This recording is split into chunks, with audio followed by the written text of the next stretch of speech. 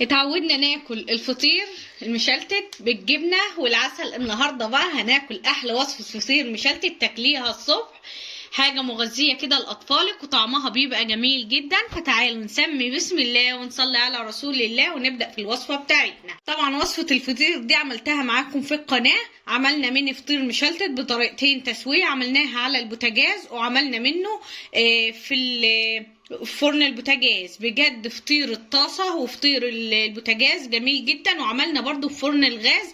هنزل لكم الوصفتين في صندوق الوصفة، اتمنى تدخلوا عليهم وتجربوهم. طبعا ده الميني فطير مشلتت عملناه في الفرن، اما ده اللي عملناه على الطاسة. شايفين جميل جدا، شايفين بقاله يومين عندي، لان كنا من كيلو دقيق عملنا 8 فطاير. بصوا مورق من جوه وعامل ازاي، والله العظيم حاجه تشهي النفس على الاكل، وخفيف جدا وعملناه بزيت وسمنه كمان.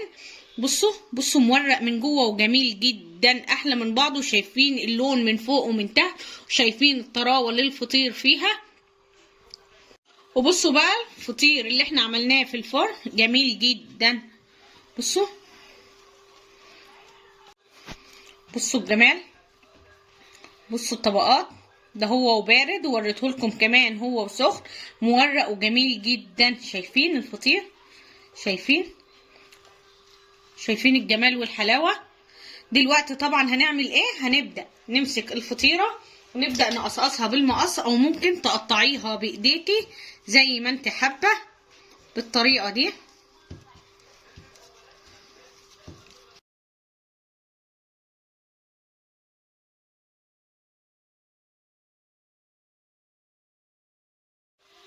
نبدأ بقى.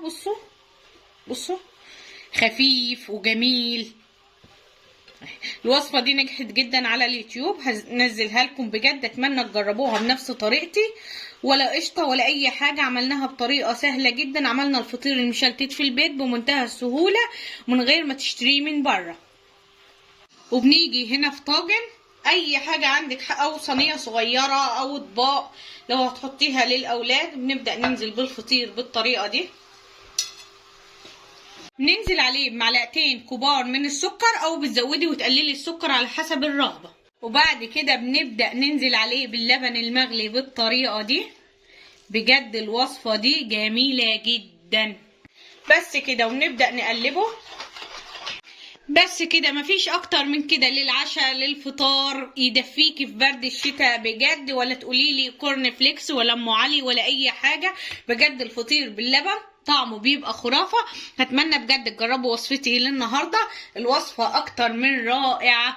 فيا رب تكون وصفتي للنهاردة عجبتكم. لو عجبتكم الوصفة لايك وشير للفيديو، حابين تحطوا حبة مكسرات حطوا، بس هو مش محتاج اي حاجة غير حبة السكر وحبة اللبن، وطعمه بيبقى جميل جدا. فاتمنى بجد تكون قناتي عجبتكم. لو عجبتكم القناة اشتراك وتفعيل زر الجرس عشان يوصل لكم كل جديد، وصلوا على رسول الله.